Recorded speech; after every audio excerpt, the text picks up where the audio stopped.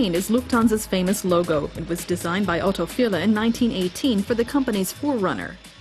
This large bird stands for endurance and reliability. It's very important which color you use.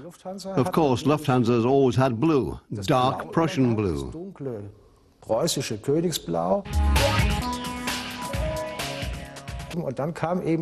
And then yellow was added to it. It has become sunnier over the years. More red was added. On the one hand, it evokes waves, wind and water, and on the other, the sun and the beach. This yellow and blue combination is known throughout the world. Over the last few years, art professor Volker Fischer has brought together more than 1,200 objects for 50 years of Lufthansa design, an exhibition in the Frankfurt Museum of Applied Arts.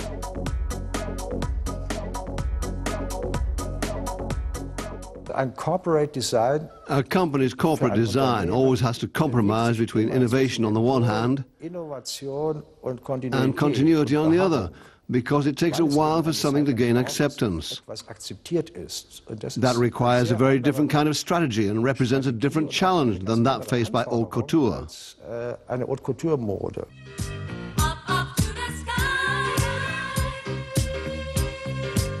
In the 1950s, flying was a luxury and the privilege of a tiny minority. In those days, the interior of the aircraft was made to look a bit like a living room. With the advent of mass tourism, things started to change. There was less space between the rows of seats. There was less emphasis on fun and more on getting there. Nowadays, things have taken another turn. In first class and business class, luxury has once again become important. The plane cabins have had a complete makeover, with deep blue replacing dull gray. Those who can afford to fly up front expect value for money. The new business class seats are comfortable even for taller people, and they're equipped with the latest technology. They were designed by the British firm Priestman & Good.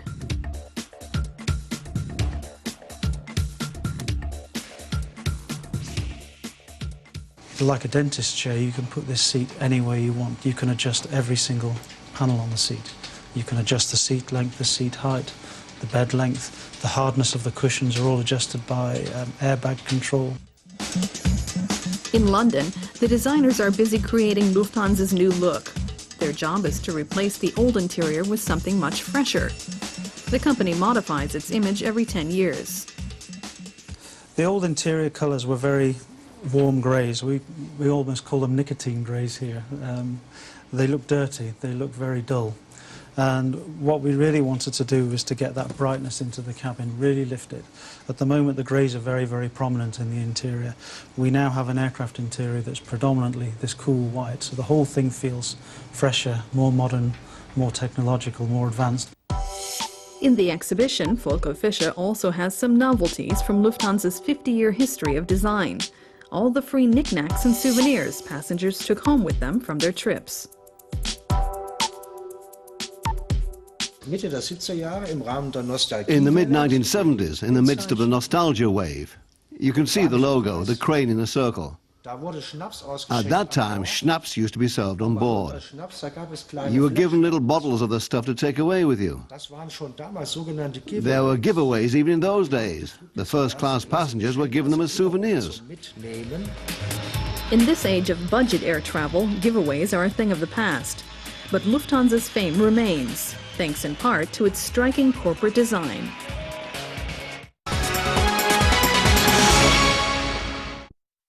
Figureheads. They plow through stormy seas and protect the sailors from the dangers of the ocean. The sailing ship Fridtjof Nansen has an Eskimo at its bow. The German Navy's training ship, the Gorch Fock, has an albatross. The trawler Peace has a beautiful woman holding a dove. They were all carved by Klaus and Birgit Hartmann. The couple lives on the island of Harriasand near Bremen. They carve figureheads, the only masters of the traditional art in Europe. Wenn wir so ein Projekt anfangen, When we start on a project, we first get to know the people. We look at the spirit of the ship, its characteristics, and everything that it's gone through. You get involved in the ship before you even start thinking about an idea for a figurehead. The couple carved the figurehead for the world's largest luxury sailing vessel, the 5-master Royal Clipper. The Swedish owner's daughter modeled for the Hartmanns. They used a plaster cast as a basis for the huge carving. It was tricky work. A couple of millimeters too many or too few and the face looks totally different. That's why it's always really tough to carve a person. Joey Kelly from the pop band The Kelly Family is also waiting for a figurehead for the clan's boat. The Santa Barbara Anna, a 3-masted schooner, is due to receive a guardian angel from the Hartmann studio. It's just an Irish girl. It isn't meant to resemble the mother of the Kellys. It's meant to be the patron saint, Santa Barbara Anna. No one knows what she looks like, so I can sculpt it based on my own feelings, what I think is right.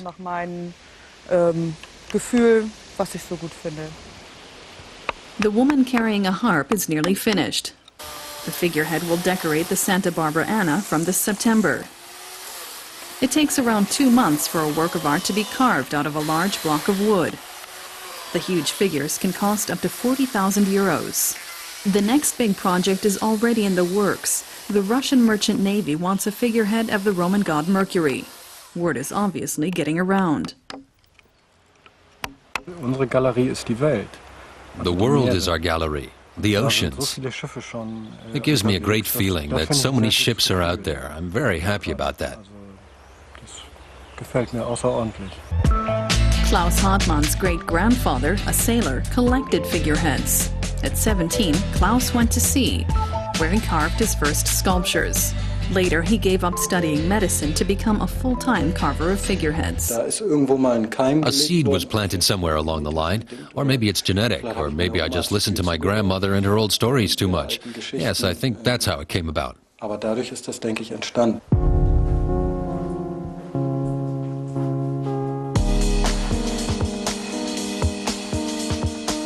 Large sailing ships are becoming popular again, which means a surge in demand for figureheads. Birgit and Klaus Hartmann have their hands full, but they still find time to experiment and try to develop their own styles. It's our task to bring this tradition into our time. We're children of this age, and I also want to be able to work in a modern style and make figureheads for modern ships, with modern designs, modern materials, with stainless steel, for example. The work is hard to sell, and sometimes you talk yourself blue in the face. The Hartmanns still haven't sold any of their steel figureheads, but they think it's just a matter of time. And although the Hartmanns spend most of their time in the studio, their figureheads are out sailing the ocean waves.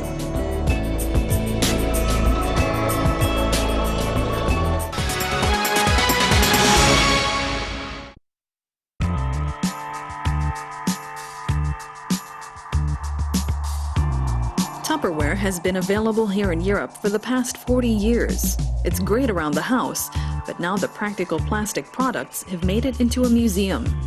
The Design Museum in Ghent is putting on the first major exhibition of Tupperware products outside the US.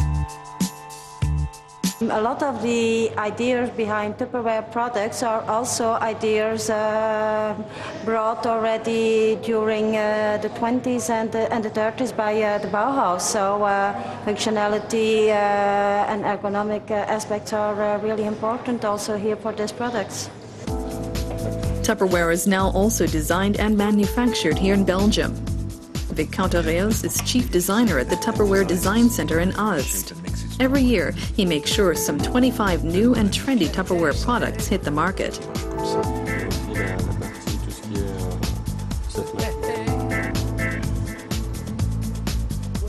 In the beginning it was material, then a bit of color, then more color. But today we talk about things like transparency. And suddenly you see through the material which was unthinkable in the early years. And therefore, the design, the pure aesthetics have grown in importance, and the element of lifestyle in there is super important. 40 years of plastic. Fashions have changed, but Tupperware is always Tupperware. Vic Cauterels is very proud of this lunchbox, for example. Good sturdy opening, good way in opening it. What do we see? Nice divider. You've got a space under the divider, space above the divider. But now if you want to take a big orange or a Coke can or a big apple, Tupperware has provided this element that you can just click on the bottom, and you've got a nice big space for a Coke can or your apple. Simple solutions. What would the plastic home help be without the famous Tupperware parties? A hit with housewives since the 1950s. There, did you hear it? Although basically a sales event and not a party, there's said to be one starting every 2 seconds of every day worldwide. So the Design Museum in Ghent decided to hold its own Tupperware party.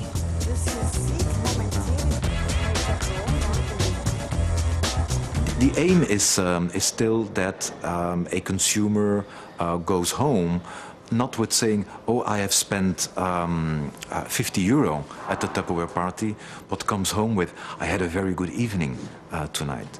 And that is very important, the good feeling that we would like to have from the consumers. The indispensable nature of some Tupperware products isn't always obvious. Their practical applications need to be demonstrated. But then you realize you just can't live without them. People often smile, like, oh, I recognize this. Oh, this is smart from Tupperware. And this is obviously very important. Now, there's not much science around it on how do you create that smile on a person's face. But products like these can really have that, can create that smile. And just for the record, Tupperware took its name from its inventor, Earl Tupper, and it's now sold in over 100 countries worldwide.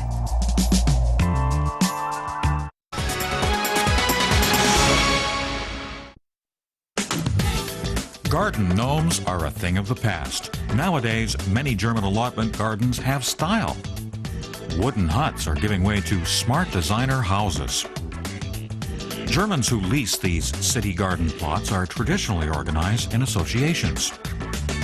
And even they have recognized the new trend and relaxed some of their strict regulations. There's no pressure to do things with the association or to plant certain things or decorate your house in a particular way. Every garden here reflects its owner's taste. They're especially appreciated by young families with children.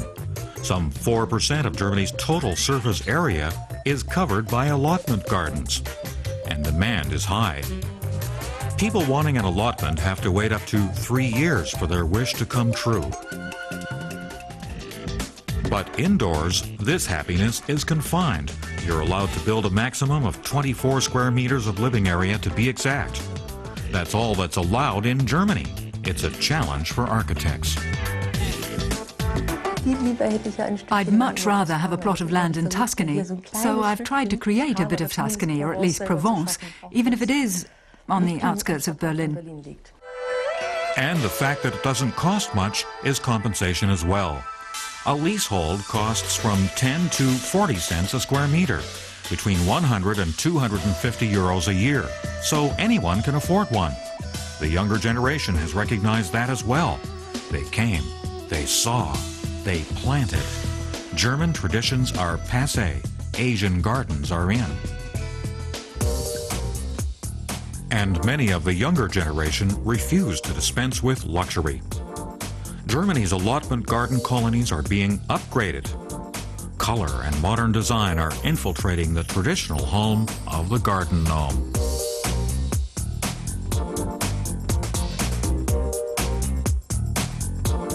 Urban allotment gardens are found in Austria as well, and people there are just as fond of them.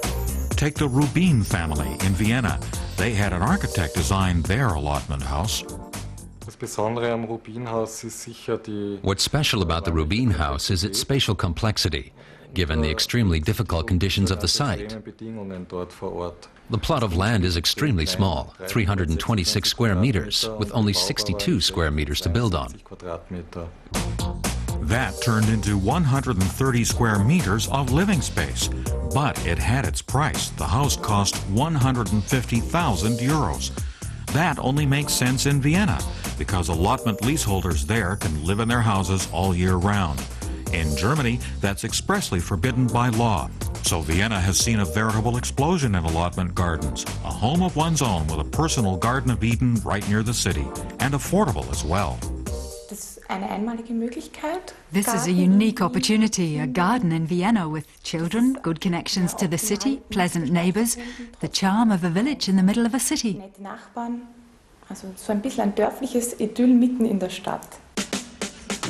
The one disadvantage is a lack of space, but being able to stop and smell the roses in your own garden and escape the hustle and bustle of the city is something younger Germans enjoy just as much as their grandparents did, and they're not being old-fashioned about it.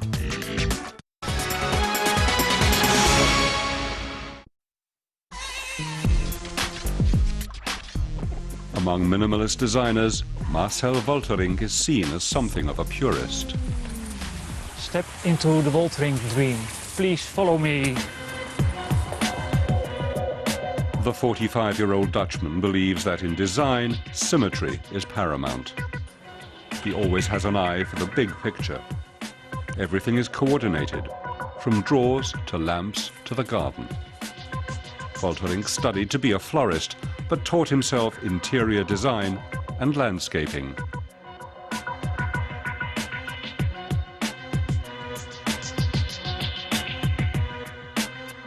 I'm very in for straight lines. So that's the first thing if you start a project, a design of a house, of a garden, etc., that you can control your design. And after worked that out, you can add a lot of things.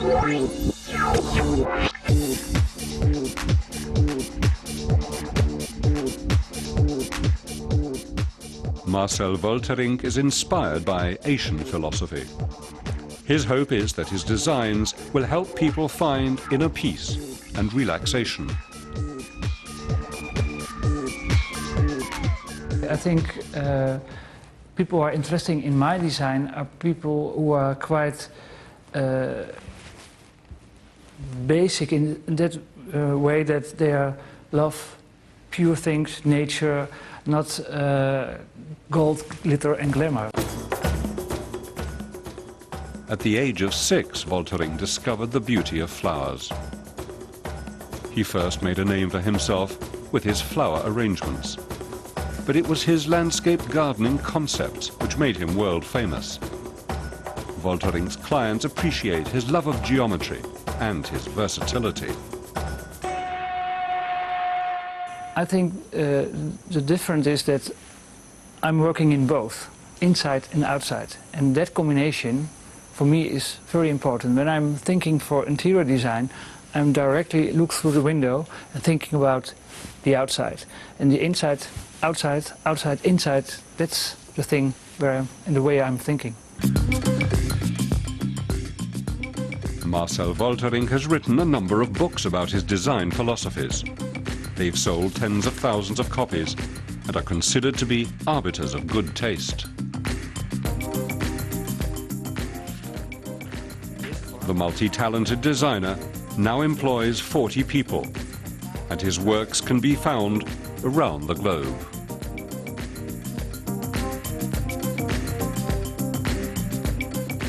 I think I make my own trend. I don't follow, but I go my own way. So it's, for me, totally not interesting what people are talking about, this is a trendy color or not.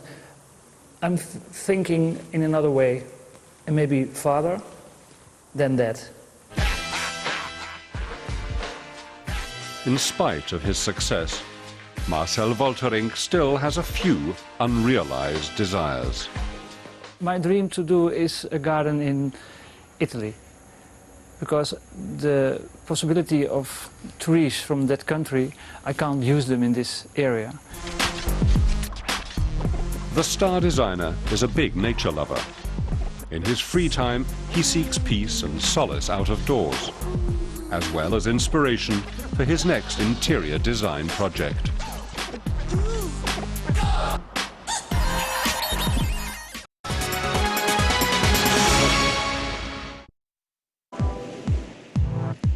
This villa is on the sun-drenched Mediterranean island of Ibiza. It's the perfect location for a photo shooting session for the new Dedon catalog, a company from Lüneburg which makes luxury garden furniture. Bobby de Keyser is a self-made man. He founded the business 15 years ago in the basement of his Munich townhouse. Now he runs a business that sells garden furniture to customers the world over. Every piece of furniture is unique, although at first glance they might all look the same. Each wickerwork craftsman has his own technique. Everything is done entirely by hand, from welding the metal framework to the wickerwork itself. The model I'm lying in is called an orbit. It takes 2 people around 3 weeks to complete. The wickerwork is woven in the Philippines, while the material used comes from Germany. The secret of Dedon's success is the company's own specially developed fiber. It's robust, color-fast, and can withstand sudden changes in the weather, a successful imitation of a natural material. The furniture's popularity is also due to its design. A piece can cost up to 5,000 euros, but timeless elegance is guaranteed.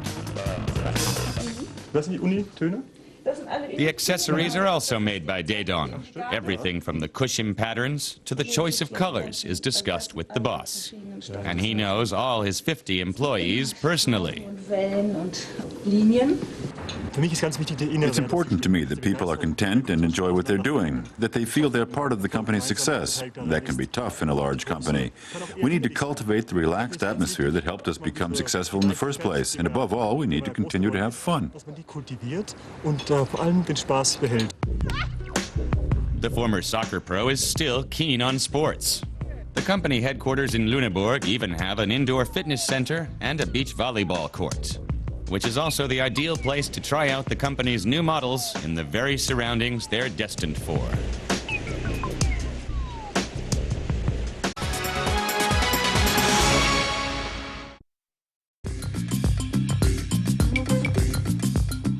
New ideas are in demand.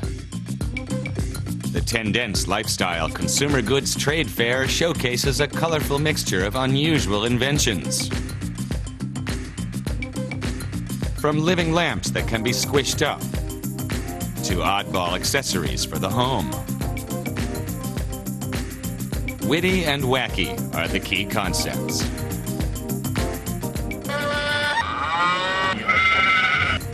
Futurologists like Pero Micic analyze the likelihood that an article will really be important or even have a decisive effect on our lives.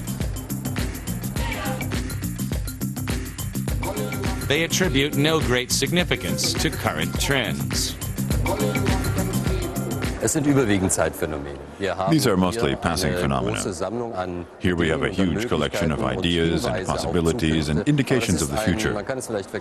You can compare it to a huge background of white noise from which you might be able to isolate signals that tell us about the probable future. Pero Micic has been predicting the future and analyzing technological and creative developments for more than 15 years. His clients, big industrial corporations, are primarily interested in using his expertise to improve market chances and strategies. Here we have a very typical example of something that was thought about for years and decades. But only gradually is the computer now coming into our living rooms. For a long time, the reason was that the technological difficulties could not be solved. But gradually, we're on the way of doing that. Here, we can't really speak of something being new. Actually, all we can do is observe it spreading around the world. It was already here 10 or 15 years ago. But we just don't have computers in our living room. Tendenz Lifestyle is a barometer of trends. People are rediscovering the pleasure of Baroque splendor, and decor is undergoing a renaissance. A whole special show is devoted to Helga Jansson and her particular brand of nostalgia. The German designer blends the classical and the modern into a lifestyle experience. It's not a return to conservatism. It's just a return to tranquility and to calm and quiet at home, to having roots, to belonging somewhere. What I do is clothe that in a very personal style. Designer's Block from London is at the fair for the first time. It's a hotspot for the young design avant-garde. A pool of talent from all over the world. Designer's Block wants to change the world with experimental design. I think we can ask that question in relation to the very big things and also to the very local things. I'm interested in how the creative can change the conditions within local place and make it just a nicer place to be. Pero Micic is primarily interested in the big changes in a future society. How will life look in 10 years? Design can play a pioneering role in that. When we understand design, not only as a means for making things prettier and more interesting, but also when design makes life easier for people. Design doesn't have to create surprises. Design also has the goal of making life simpler for us, more ergonomic. It can bring us a kind of simplicity.